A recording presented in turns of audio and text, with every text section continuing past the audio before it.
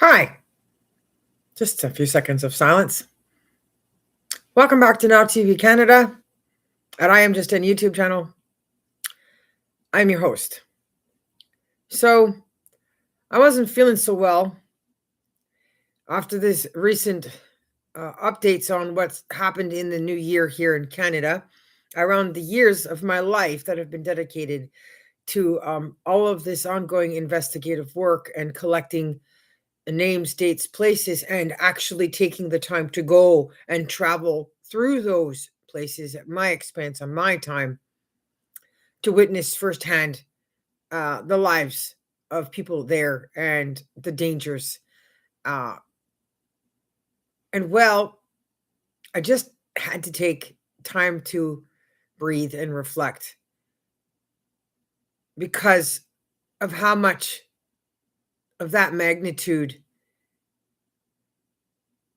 of crime in this country goes unreported in this own same very country, much less to higher authorities outside of this country, and reflect on church, and the Bible, and God, and people that are supposed to be practicing Christians,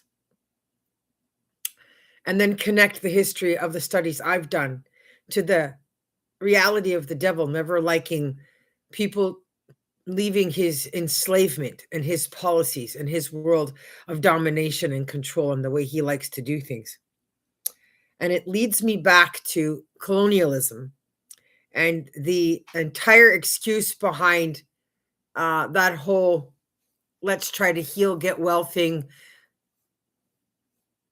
around the Aboriginal people and the basis in which people use for their reason for Aboriginal problems and the money that Justin Trudeau threw at it when he got into office. And I have to say that if anybody's keeping track of history with the devil, the problem was not colonialism. The problem's the devil. The problem was the opposite of colonialism. The problem was about the fact that the devil doesn't like white people.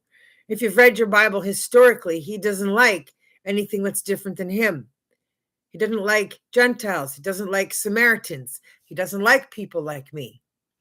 And this situation of coming over here and bringing all these Sumerians, Somalians, Haitians, Egyptians, Iranians, Pakistanis, all of these mixtures of other cultures of people through the history and time that has been written about in the Bible over and over and over and over again, trying to build dynasties and choose to dominate people in the wrong way in order to have that, and how even amongst themselves the violence was ongoing and constant, killing each other to try to get on top. And in that time,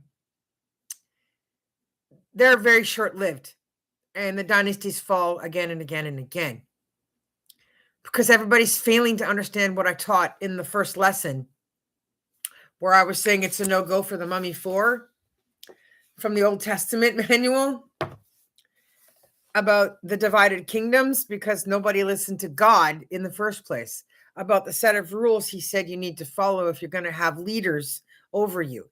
And the first rule of thumb is to make sure that it's God approving the situation and the people. And that's why there is freemen and kingmen, and why today Charles is not the problem. His royal family history going back multiple generations, there is biographies, stories that tell you that it's not that family and that it wasn't those white people. There are random bad people that have listened to the devil historically, and some of those bad people came over here with bad things like the Hudson's blankets filled with germs to make people sick. But the actual history of the royal family or that culture of British society, we're over here fornicating, right? Like everybody else, they like to make love, get married, drink some alcohol, whatever. And they're breeding with the First Nations and the French people. English people are known historically for loving the French, loving the food, the camaraderie that goes on. It's not hatred or evil. They weren't trying to come over and dominate and take over and dwell. They're just building on God's plans, what God wanted in the process of bringing people out of Egypt through Moses and giving us freedom. And now, when you look at the history of the genocide that's taken place in Canada, almost its entire existence, and how little of that information has been reported to governing bodies in countries outside the world and governing bodies in religious institutions, where they could, through the power of prayer and guidance, do something that helps with the anointed people in God's world, like Charles. He's had, what's that called?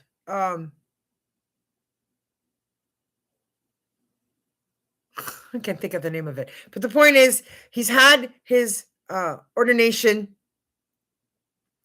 and he's had his anointing, coronation. That's the word. So every time somebody important under that rule is coronated under God's rules, that means God has established an anointing where there's a communication that can take place directly through dreams, visions, seers, revelators, messengers like me, to people like them who will then follow God's instructions to do what is right.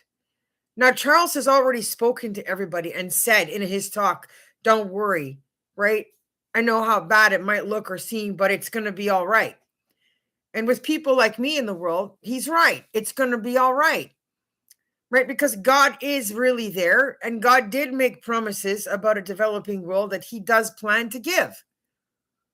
But in the meantime, people are still dropping dead like flies. The devil is still eating people like piranha. And my story in this is the connection between the dead I have listed in my research, going all the way back to 1998, where one of the victims died on my birthday. So don't tell me that is a coincidence. Right? There's a direct connection to the poem I just wrote and shared with all of you about the story of my lifetime. Because the one thing he couldn't do was take my life and shut me down, researching, thinking, using my mind, and sharing that developed information with all of you. So that no matter what happens to me, it's still here on the internet. As long as the world turns and the internet is available where people can access this footage, like Val Kilmer has with his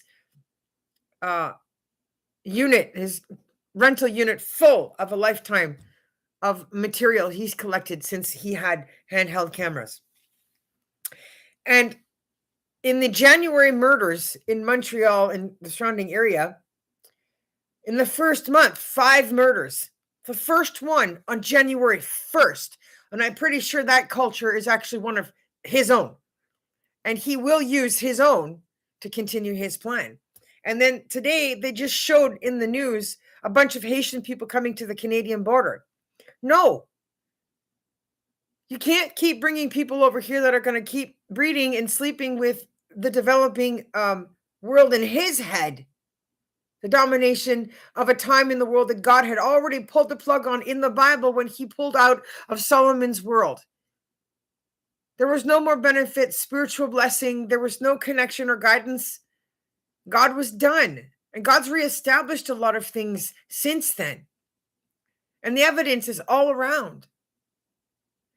So you can't be murdering, killing people, and devouring a land of its housing, its projects, its, the welfare housing, bringing people over to collect mother's allowance and welfare checks, have children here, and think you're going to be making the same country that you're killing off by coming here and doing that. It's not going to develop into that country. Now it's going to become a soulless place because they don't know anything about the culture, the way of life, the history, the things that were of interest. And there's lots fleeing from this land to go look for work and live elsewhere. And these other 4 girls are all connected culturally to this land, historically, intergenerational. And all of it was violence, domestic relations, double suicide murders. And again, one of them in January was murdered on my birthday.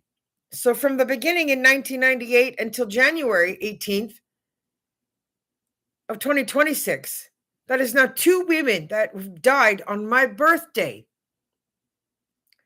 So I think it's pretty good to assume that he's pretty angry that I'm still in the world, that I've made it to 51, and that I'm telling the truth and sharing all of this with you guys, that I have taken the time to keep track because I care about where I was born and I care about what I lived through growing up and what I was seeing, trying to understand why. I remember being 5 years old asking, why is my mother doing this? Why is Alex doing this? Why are they doing this to me? Why? I remember being the little girl telling the truth, running around and saying, oh, this person doing this, that, and the thing, and then having them removed from my space and environment because it's bad and I didn't need it around me. Because the answer was no at 5. But the devil just kept knocking, just tried, right? To empty it out, to bleed the soul, to erase the love, to void the God that's in me, right? Without that, we have no soul. We have no world. We need that to govern ourselves. You need to have conscience. And if people are constantly sweeping it under the rug, turning their backs on it, before you know it, you're not going to be in the same place you were born in, you started in, which has happened in my time. And I get up every day going, what am I going to do about being here? Because I care about the land, I care about the animals, and I care about the people that are still here. And I care about the children that are being left parentless because they're having theirs taken away from them. One or both, as is the case with some of these girls from January, where both the parents did this in the process of committing the crimes. But it has to stop. So I'm going to share the rest of my information about the dynasty from the Old Testament book that went with me saying no to Brendan Fraser and making the Mummy 4 if you don't have the up-to-date, accurate information necessary and understand the violence that's going on, consuming us in the background, to make out like it's okay to just act like things are normal and they should just progress that way. No big deal. Don't worry about it. It's not normal. And it is a big deal. And we need to stop and check in with the cricket and reevaluate the priorities. So in my folder on my Highway of Tears collected work on my Facebook, I found this message. It was from 12 years ago from somebody I was connected with from Sudbury. And she goes, what the? I'm not understanding. You're investigating all these murders? Because she went to the page. And I was a much younger person then. I'm going somewhere with this. But I said, I've been working on these crimes since I was living up north in BC. I'm trying to become a marshal. That's the Steven Seagal in me. That's a movie thing. There have been over 400 women murdered in that area at that time, what I was researching. And then it says more than 3,343 registered missing. And it turns out in the history from whatever it was, the dirty 30s, 40s, whatever, there's that many dead. More. Like the final count of one group of women in that 12 years, they had gotten to a number of 12,000 dead. But I know it's more. Most of the bodies have not been found. I have t-shirts for sale to help support my work. This kind of investigative work costs a lot of money. I want to make a CD with a bunch of musicians here and in the US to help bring an end to the way women are treated in Canada and around the world, in a way, I suppose, because there's lots of countries where there's still no freedom, right? Most of these victims were Aboriginal, and I grew up with Aboriginal people and understand their way of life and culture, and I respect what they stood for, what they should have been allowed to remain being able to do. And I deplore the bad parts of the European history of people who came here and changed this land and their home into a cement city, paved paradise, and put up a parking lot. I was born at the top of the highway of these murders, Prince Rupert, British Columbia. I have a personal investment in this, not just an educational or professional one. But this should help me finish getting my university degree. This is my point here. I can send you a lot more info if you want to know more about what I do and have done when I have the time. Just let me know. Thanks for commenting, Sam. Most of them had prostitution and drug use or bar girl backgrounds, making them easy targets, free lifestyle kind of girls hitchhiking everywhere. And that's all these killers have had to do to find victims. And then she's like, pardon my French to anybody that's Christian, that's crazy shit. Wow. So it is crazy stuff. And to waste no time on the deaths of the ones in January 1st, January 5th. I'm pulling a blank here. There's one in the middle. There's January 18th and there's January 25th. Was the last one. And from the beginning in 1998 of the first one on January 18th to now, he sure worked pretty hard to stay targeted to my existence in this place. Crouching like a roaring lion, looking for anything to devour. Now, I'm trying to find the folder I had just clicked on. Give me a second. Found it. Okay, so I found a folder.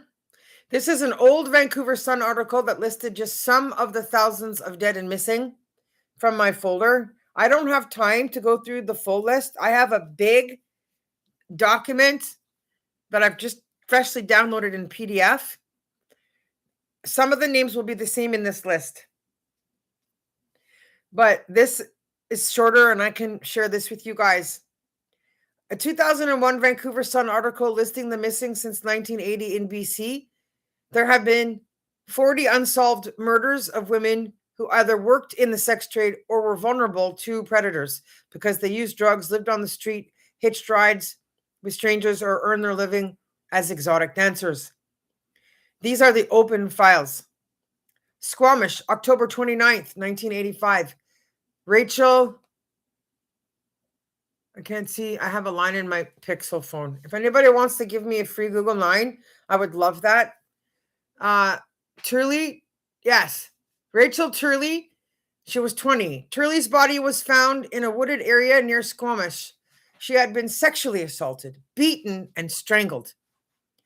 Police say she was known to them as a Granville Mall street person who once worked as a prostitute. Campbell River, August 1999. And that term, once worked as a prostitute. Do you have any idea how few times some of these girls in their lifetime out there in this world of poverty and domestic violence and welfare actually do any of that? I don't know what qualifies a person to be titled under that, but the idea that you think that God would just evaporate, erase, and not think about the soul or the heart of a person, like they're not worth anything because they took money for something, which is absolutely not their fault that they're put in a situation where that was the only option they could see.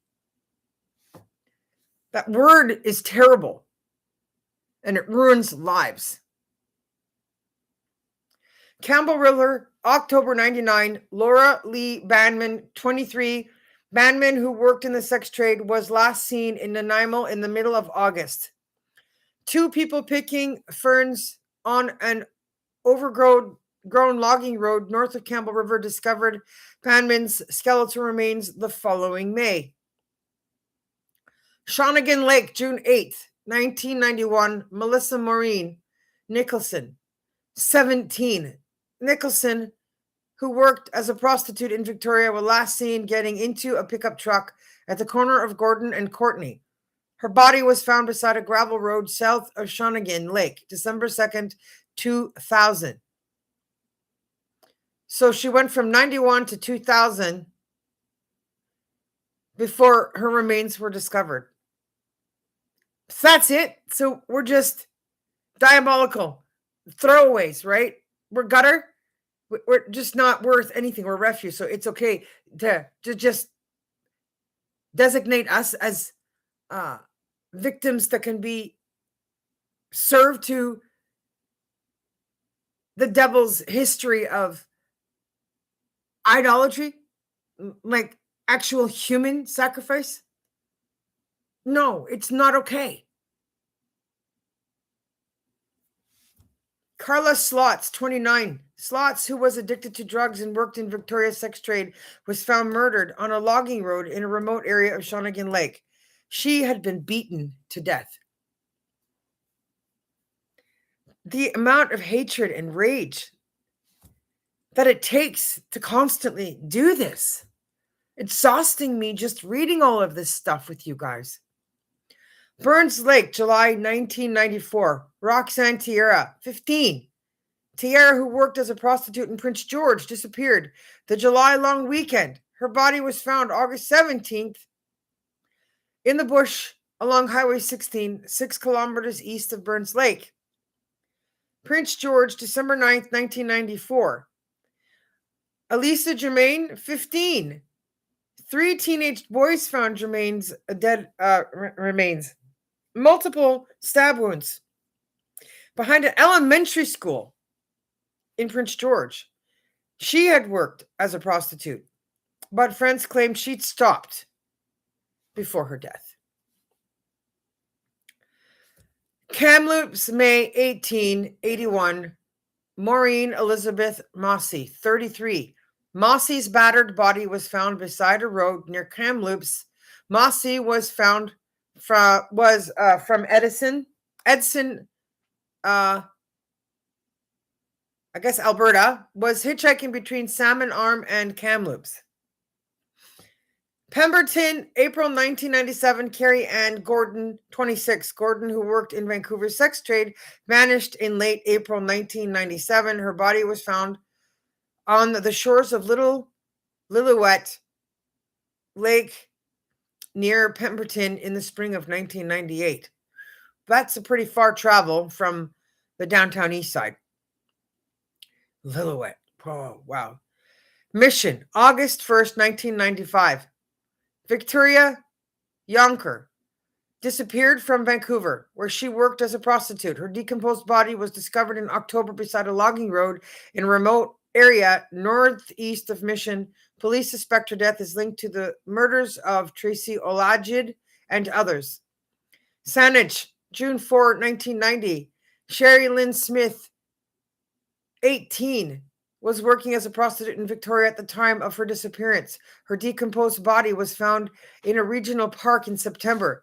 She had been beaten to death. Police at one time considered the possibility her murder was linked to the murders of 3 other women, Karen Lee Taylor, Kimberly Gallup, and Melissa Nicholson from Shawnigan Lake. But the police always stop investigating. They just pile it up in boxes and leave it in rooms.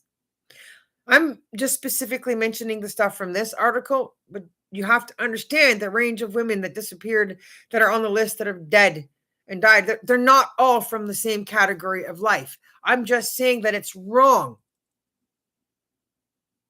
to stigmatize that this group of life is throwaway. It doesn't give the devil any right to just freely do whatever he wants in his mind, in his dominion. That this does not create a cause to develop people in a free world to choose to follow him. Because he's making it quite clear the difference between light and day, a black heart, and the glory of God. Souk, DC, December 3rd, 1982. Christy Kathleen Foley, 18. Foley's partly clad body was found next to a logging road east of Souk. She had worked as a prostitute, but had become a born-again Christian. She had been sexually assaulted and strangled. There's my point. How many people that are poor, that are on the streets, homeless, that are believers, whose hearts are sanctified in spite of what's happening to their bodies or their pocketbooks. The meek shall inherit the earth. Jesus came to save the poor and the sick and the suffering. Right? The statement about the eye and the needle having to do with materialism and gain and wealth.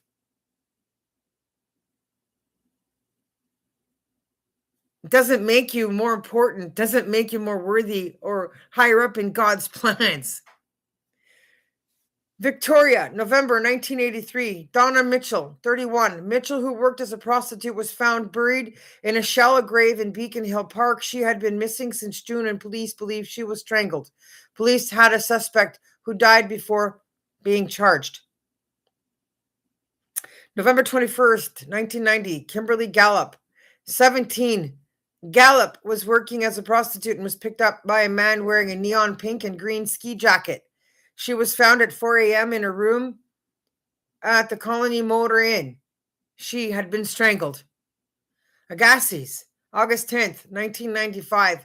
Tracy Olajid, 30. Olajid she was 30 years old, and she worked as a prostitute in Vancouver, was found dead in the woods near Agassiz. Police, who believe she fell victim to a serial killer, recently cleared the prime suspect using DNA analysis. A lot of this is serial killing. Some of them got caught and went to jail. There have been some that have escaped and never been arrested, found again. And then there are some that never get caught. And then, of course, when you have this much violence going on, you're just reading that violence in children. And so then children are out there growing up committing crimes against other children. And then they do nothing or very little because of the age under 18. Until it becomes a crime so significant after 18 that they can finally put them away for a while. But it's still catch and release, which means there's still ongoing events causing these crime rates to go. This list gets longer. That's where I'm leaning.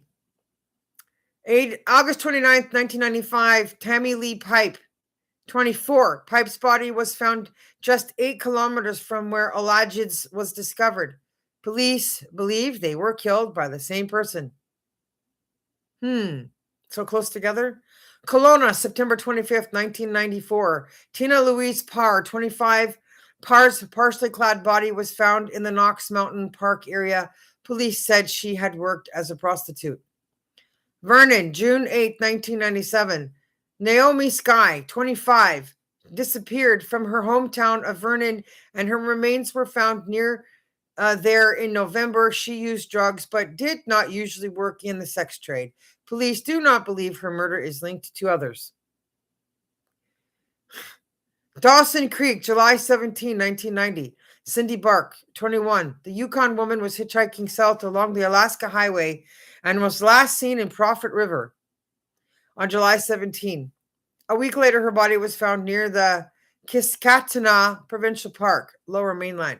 So clearly he doesn't want people traveling around. He doesn't want people getting too far, doing too much, trying to control and isolate everyone.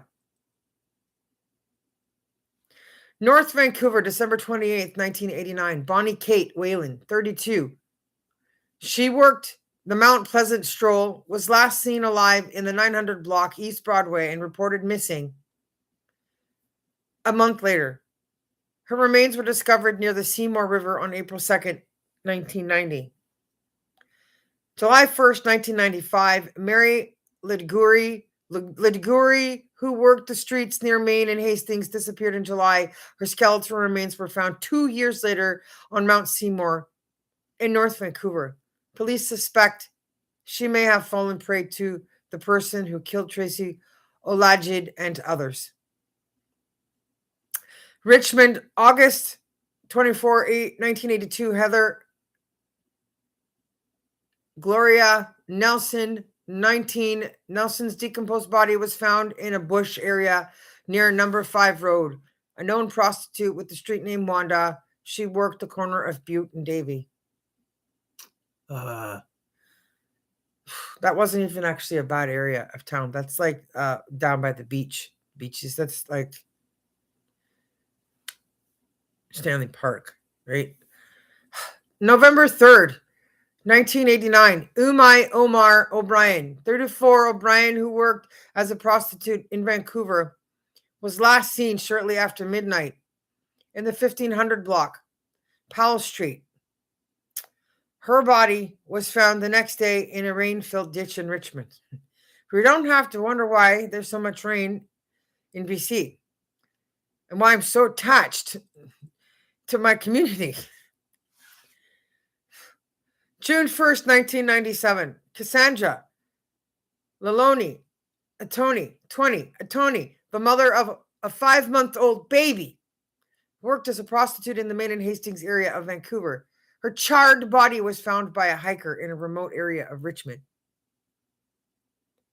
Vancouver, January 12th, 1980, Anita Threlfall, she was only 24. Threlfall, who was working as a prostitute, was found murdered in the north lane of the 200 block West 5th.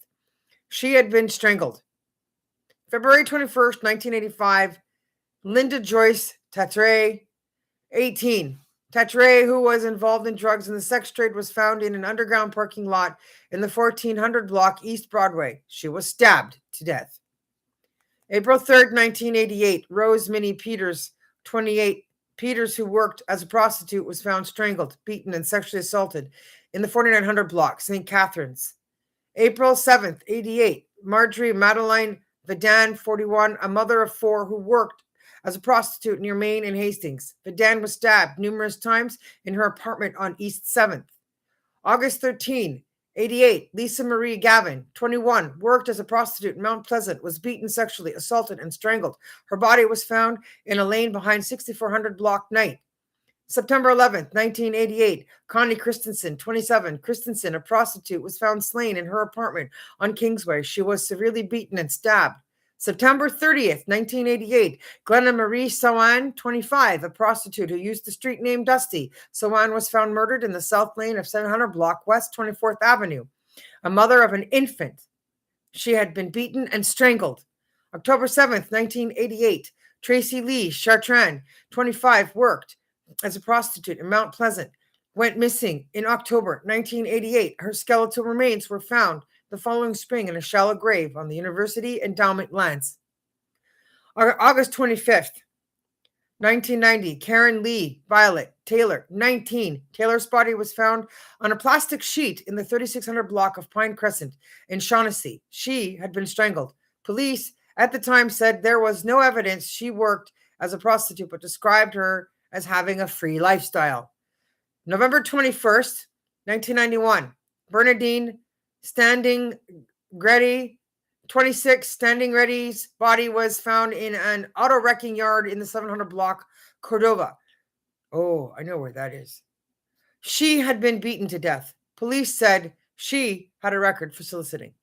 March 2nd, 1993, Vicki Rosalind Black, 23. Black's body was found in a dumpster in the south lane of the 200 block Hastings, wrapped in a gray sheet with patterned squares. She had worked as a prostitute. Burnaby, 20, June 20th, 1987. Carol Ruby Davis, 29. Davis, a Granville Mall regular and a known drug user, was stabbed numerous times in the neck and chest. Her partially clad body was found in a bush close to Wiggins Avenue in Burnaby. She was a mother of 2. They were mothers. They had children. And he's trying desperately to break up homes, destroy love, right? Make kids parentless. As if we can grow up without that guidance. How much evidence does people need? Do you guys need? Does the world need? Maple Ridge, May 31st, 89, Catherine Mary Lou Dignault, 40. Dignault had just returned from Winnipeg. when her beaten body was found at a Maple Ridge construction site. Her street name was Nikki, and she was known to work as a prostitute near Maine and Hastings. Winnipeg is also one of the highest ratio areas of developed crime in these things: pimping, prostitution rings, domestic violence, poverty. I can't believe I'm going to say that she would have been safer to stay there. And then because she left there, comes here. And no more. Coquitlam, April 1st, 1985. Pauline Eliza Johnson, 30, an exotic dancer. Johnson was stabbed in the heart, and her partly clad body left lying near a gravel road in Coquitlam. She was sexually assaulted, mutilated with a knife, her body cleaned up, then dumped from a car. Stabbed in the heart, right? Because that's where it all starts from with God, the gift that he gives us. Surrey, August 21st, 1986. Donna Rose Kiss, 25. Kiss was strangled with a tie. Her body was dumped near 56A Avenue and 136th Street.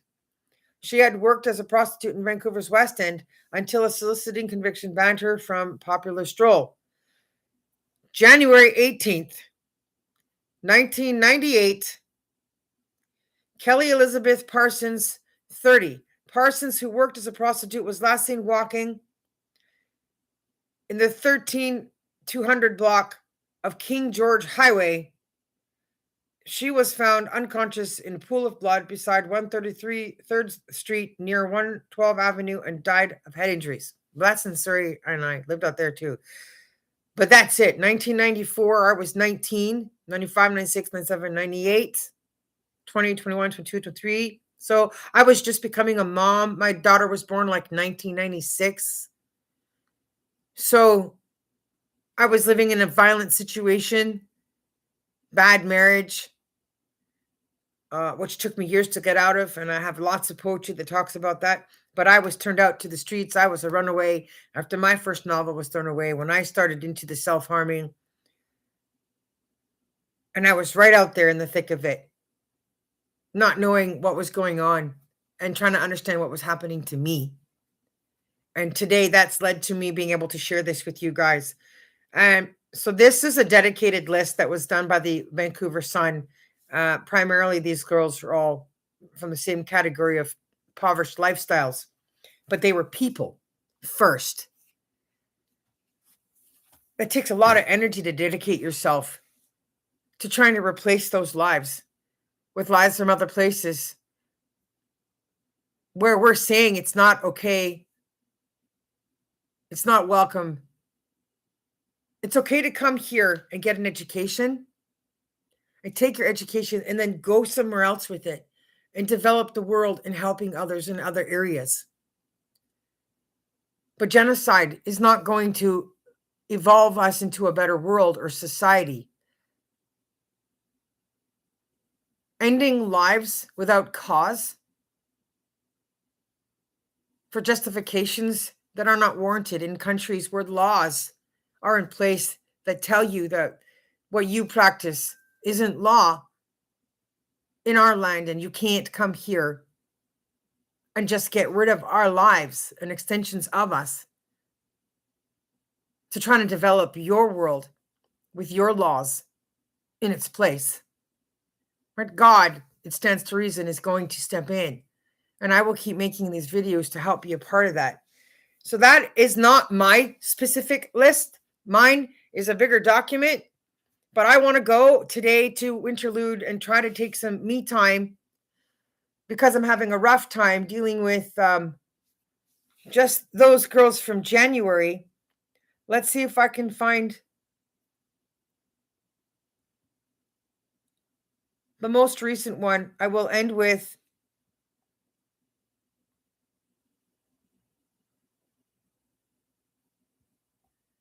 it's somewhere in here. I just posted it. Give me a second. I do have stuff for Steven Seagal on here. Boy, I've just been doing many years of this. I just posted it.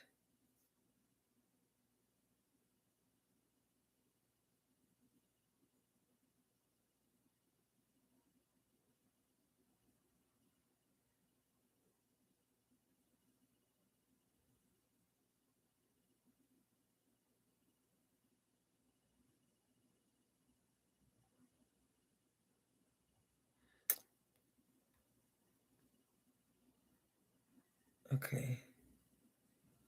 There, got it. Okay. All right. Okay, hang on. The names. So I'm going to end it here with what happened in Montreal for January that just really flipped the switch on me. Based on reports for January 2026, there has been a sharp increase in suspected femicides. I also hate that word, femicides. So we're just throwaway, right? Oh, women, we're insignificant. We're worthless, valueless, useless. We're replaceable, right? So it's not anybody else's fault. The femicide is like a connotation of saying that somehow it's our fault for being born a woman, for being female, for being girls at all. Right? Well, in my world of freedom, of being allowed to be a feminist, I wouldn't agree. There's been a sharp increase in suspected femicides in Quebec, with at least 5 women killed on the first 3 weeks of the year, several who were in Montreal and surrounding areas. Advocates have described this as a femicide epidemic for collective failure, with many cases linked to intimate partner violence. I'm just going to end with these 5, and then I'm going to go on with my day, and everybody can just sit and sync with this. The first one, January 1st itself, 2026. A 31-year-old woman died in the hospital after being pushed from a 3rd-floor balcony in Mercier, Hochelaga, Maisonneuve borough. This was considered the first homicide of 2026 in Montreal. It was the ex-partner, and he was initially charged with aggravated assault, and then when she died, it was upgraded to manslaughter. The second one, you guys, was Mary Iquick Tukalak, January 5th, 2026. A 54-year-old woman was killed by her partner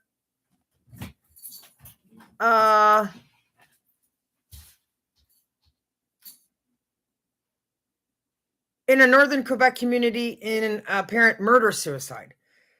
Susanna Rocha Cruz, found January 13th. That's the one I forgot.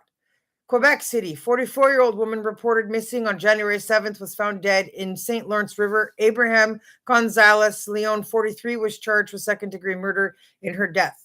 Veronica Champagne, on my birthday, this is the second one from 1998 to 2026.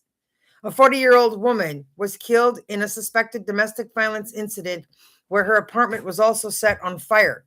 And the last one, Mary Kate Ottawa, January 25th, 2026.